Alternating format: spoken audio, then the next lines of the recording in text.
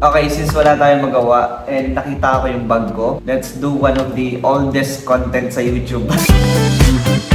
Way back 2017, nag-try na din ako mag-vlog pero natigil din. So ito, ano ba yung laman ng bag ni Apollo? Ay, ba't bukas na agad? Cut.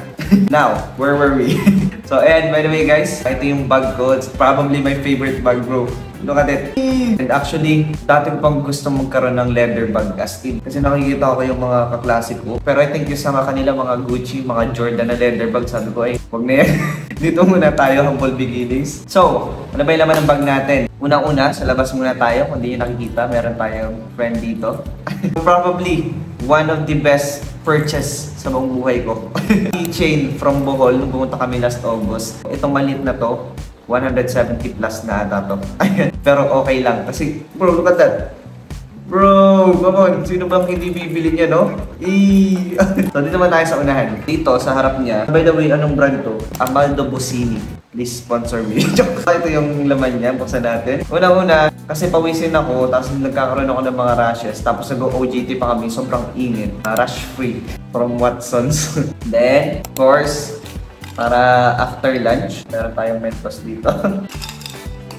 May 4 pa na laman. And then we have lip balm from Camu. Actually, goods din to. Actually, hindi pa ako nakapaglagay, so lagay muna tayo. Okay. Don't judge me, ganun ako maglagay ng lip balm. I'm a man, so kahit basta-basta lang. Hindi ko alam kung malakita yung difference, pero kissable lips na. So, next natin, ito. Ano bang tawag dito? Sunscreen. Ang bilis maubos. Or hindi lang talaga ako marunong gumamit ng sunscreen. Suggest kayo, ano ba yung maganda na sunscreen? Yung gusto kong malaki. Kasi sobrang nakababad kami sa initan kung napanood yung mga videos ko sa OJT. Meron tayong susi para sa dorm. And meron tayong barya para mas mabilis magbayad ng pamasahe. And ano pa ba? Yun lang naman sa unahan. Balik na natin. Now, let's proceed. So, go with that, bro. That's so good. Of course, hindi mo wala power bank from Bomos. Ang dumi na. Tingnan naman to, tagpi-tagpi na. Kailangan ko na din po ng power bank. Pwede po kayo mag-PM or mag-comment. Next natin, wallet. Guys, diba sabi ko mahilig ako sa mga leather. Finally, nakapag-upgrade na ako ng wallet. Kasi dati wala akong wallet. Basta pag may sukli ako, nilalagay ko na lang lahat sa bag ko. Tapos kukuhain ko na lang isa-isa. Meron ako ditong at least 800 pesos. Kailangan ko po ng tulong.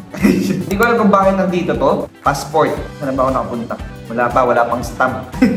Pero last time nung pumunta kami sa Boracay and Bohol. Soon, international travel. Kaya subscribe kayo guys. Since mahal yung tunay na Eros, I think 6,000 yung value ng Eros. Bili ko lang sa May-Amin sa Manila. 120 lang ata to, 150 ganun. Which is good stuff. Similar senta din siya.